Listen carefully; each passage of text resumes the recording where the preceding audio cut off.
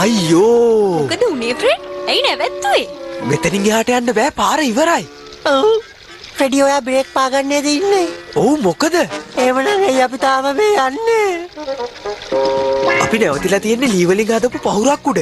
Break ගහපු වෙලාවේ ගැසිල්ලට පහුර පාවෙන්න පටන් ගන්න ඇති.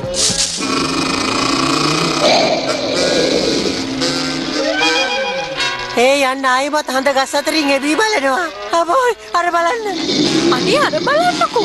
වගේ කෙට සතෙක් නම් මම කවදාවත්ම දැකලා නැහැ. භාගයක් මිනිස්සෙක්ගේ භාගයක් කිඹුලෙක්ගේ. සම්පූර්ණයෙන්ම අවතාරයක් අපෝයි. ඒ අර කිඹුල් භූතයාගේ අවතාර වෙන්න ඇති. දැන්වත් එළියට එන්න ශැගි. එයා ගියා.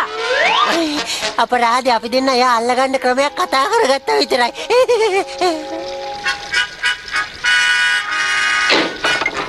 මේ සැරේ අපිට ලැබිච්ච අභිරහසනන් ටිකක් අමාරුයි වගේ.